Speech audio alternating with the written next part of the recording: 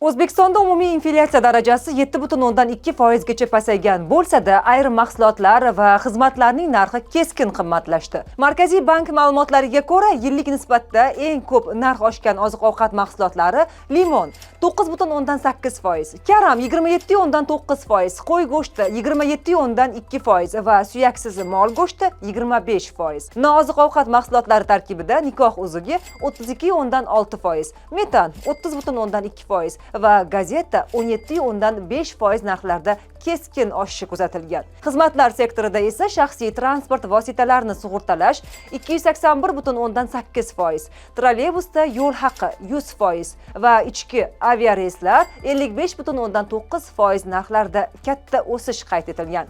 2026-yilning yanvar oyi yakunlariga ko'ra, yillik narx o'sishi 10% dan past bo'lgan mahsulotlar oziq-ovqat sektorida 88%, nooziq-ovqat mahsulotlarida 92% va xizmatlarda 67% ni tashkil qilgan.